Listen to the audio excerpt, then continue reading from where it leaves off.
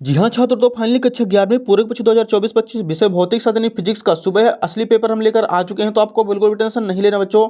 यदि आपने इस क्वेश्चन पेपर को देख लिया, 100% गारंटी है कि आपके 70 में 70 नंबर आने वाले हैं। आपका एक भी नंबर कहीं पास कटने वाला नहीं है। तो बच्चों आप देख सकते हैं पेपर का फ्रंट पेज कुछ इस टाइप का होने वाला है। आपको करना क्या है, वीडियो लाइक कर देना है, चैनल को सब्सक्राइब कर देना है और वीडियो को ज़्यादा से ज़्यादा बच्चों को भी शेयर कर देना है। तो बच्चों यहाँ पे देखिए हमारे सामने सबसे पहले प्रश्न एक दिया गया है, सही विकल्प का चयन कीजिए। पहला क्वेश्चन है, एक व्यक्ति अपनी यात्रा की आधी दूरी V1 चाल से तथा शेष आधी दूरी V2 चाल से चलता है तो उसकी औसत चाल होगी। इसका आंसर करना हमें option number B, V equal 2 into V1 V2 upon V1 plus V2। दूसरा प्रश्न है, यदि किसी वस्तु को ऊर्ध्वाधर ऊपर की ओर वेग u से फेंका जाता है तो उड्डयन काल होगा। इसका आंसर हो जाएगा ऑप्शन नंबर बी, 2u/g। तीसरा प्रश्न है, यदि किसी स्प्रिंग को L दूरी तक खींचा जाता है तो उसमें संचित स्थितिज ऊर्जा 10 जूल बढ़ती है। यदि स्प्रिंग को L दूरी तक और खींचा जाता है उसकी स्थितिज ऊर्जा कितनी और बढ़ेगी। इसका आंसर हो जाएगा बच्चों ऑप्शन नंबर ए, 30 जूल। चौथा प्रश्न है, पिंड की गतिज ऊर्जा के एवं रेखीय संवेग P में संबंध होगा। इसका आंसर हो जाएगा बच्चों K इक्वल P² 2m। पांचवा प्रश्न है, निम्नलिखित में से असत्य संबंध है। इसका आंसर हो जाएगा option number C, L equal I alpha. छठवां क्वेश्चन है, पृथ्वी की सतह से पलायन वेग का मान पिंड के द्रव्यमान m पर किस प्रकार निर्भर करता है। इसका आंसर करना है बच्चों में option number A, V proportional m⁻0। तो बच्चों यहाँ पे पहला क्वेश्चन अपना कंप्लीट हो चुका है। नेक्स्ट देखिए अगले पेज पर क्वेश्चन नंबर 2 दिया गया, रिक्त स्थानों की पूर्ति कीजिए। पहला प्रश्न इसका 108 किलोमीटर प्रति घंटा बराबर 30 मीटर प्रति सेकंड के बराबर होता है। दूसरा प्रश्न है, सदिश वेक्टर a बराबर 6i प्लस 8j का मापांक 10 होगा। तीसरा प्रश्न है, बल का आवेग बराबर संवेग में परिवर्तन के बराबर होता है। चौथा क्वेश्चन है, किसी रोलर को खींचने के पिछला धकेलना कठिन होता है। पांचवा प्रश्न है, यदि किसी कार्नो इंजन को 100 डिग्री सेल्सियस एवं 0 डिग्री सेल्सियस के मध्य कार्य कराया जाता है तो उसकी दक्षता 26.8% होगी। छठवां क्वेश्चन है, रुद्धोष्म प्रसार प्रक्रम में शीतलन होता है। तो बच्चों यहाँ पे दूसरा प्रश्न भी अपने कंप्लीट हो चुका है। इसका भी आप लोग फटाफट स्क्रीनशॉट ले लीजिए, इसके आंसर आपको अच्छे से याद कर लेना है। नेक्स्ट देखिए, सही जोड़ी मिलाकर लिखिए।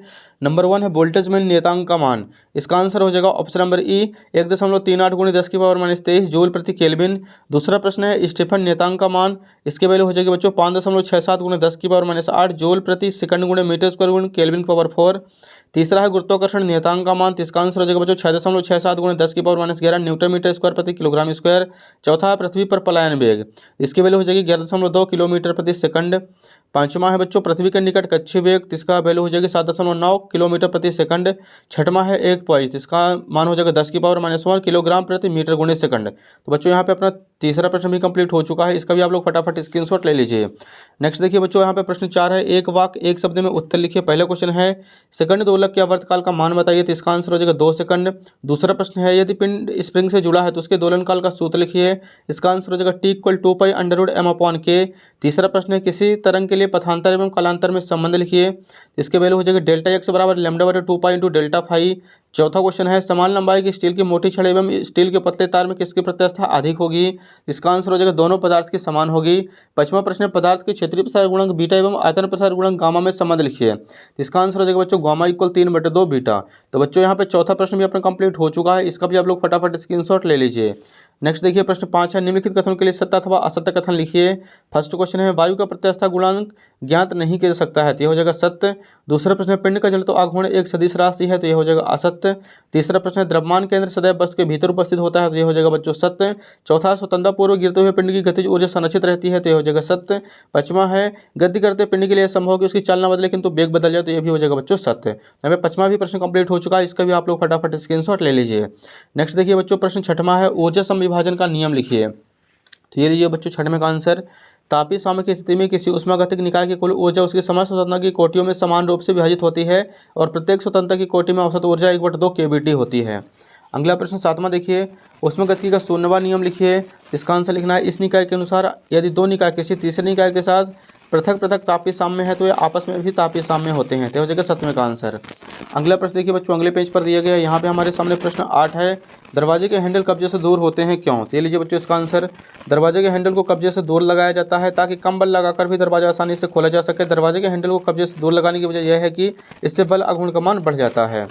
अगला प्रश्न देखिए बच्चों, प्रश्न 9वां है, विराम में स्थित 10 किलोग्राम की वस्तु पर लगे बल की गणना कीजिए जो 2 सेकंड में उसका वेग 8 मीटर प्रति सेकंड बढ़ा दे। ये लीजिए बच्चों 9वें का आंसर न्यूमेरिकल क्वेश्चन है, इसका आप लोग स्क्रीनशॉट ले लीजिए, आपको अच्छे से याद कर लेना है। 10 × 4 करेंगे तो 40 न्यूटन इसका राइट आंसर आ जाएगा।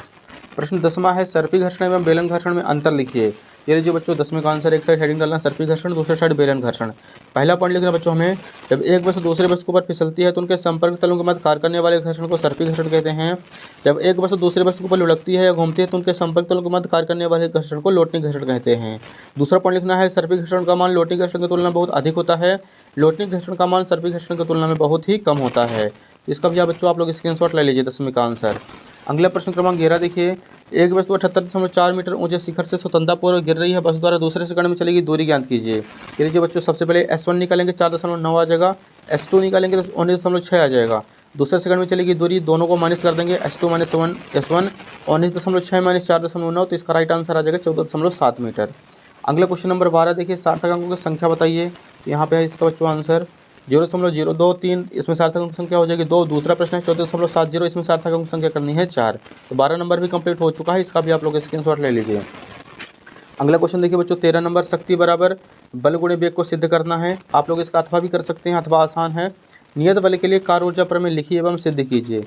ये लीजिए बच्चों उत्तर क्रमांक 13 का आंसर। सबसे पहले कार्य ऊर्जा प्रमेय की परिभाषा लिख देनी है एंड अचर बल के लिए इसका पूरा का पूरा व्यंजक निकाल देना है। लास्ट में निकल के अगर W बराबर 1/2 mv² - 1/2 mv², अर्थात हम लिख सकते हैं W बराबर डेल्टा के गतिज ऊर्जा में परिवर्तन, अर्थात बल द्वारा किया गया कार्य बराबर बस की गतिज ऊर्जा में परिवर्तन, यही कार्य ऊर्जा प्रमेय है।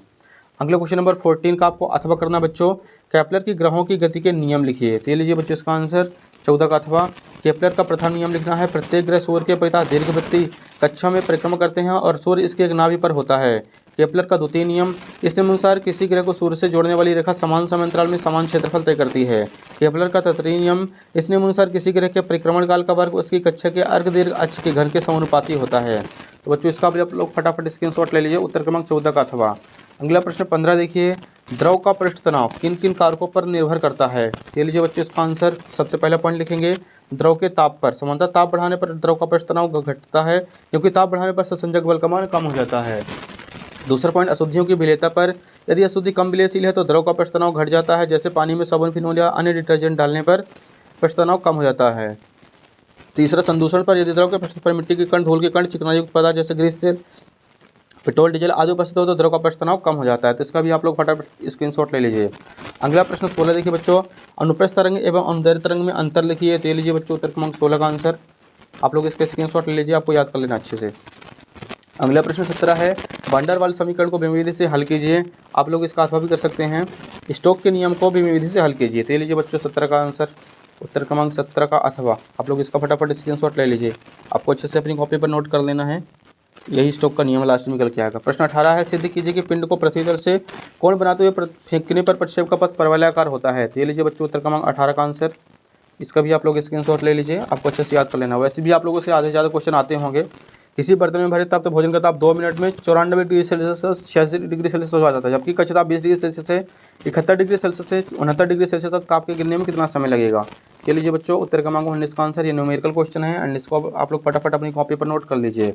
लास्ट क्वेश्चन देखिए बच्चों 20 नंबर है, सरल लोलक या आवर्तकाल T = 2π√L/g का निगमन कीजिए। बताइए कि आवर्तकाल किन किन कारकों पर निर्भर करता है। तो ये लीजिए बच्चों उत्तर क्रमांक 20 का आंसर। थोड़ा सा बड़ा है बच्चों इसका आंसर, आप लोग फटाफट स्क्रीनशॉट ले लीजिए, आपको चित्र अच्छे से बना लेना है। एंड आधा इसका सॉल्यूशन यहाँ पे बच्चों दूसरे पेज पर आप इसको भी नोट कर लीजिए। लास्ट में निकल के आएगा T = 2π√L/g, यही आप सरल लोलक या आवर्तकाल का व्यंजक।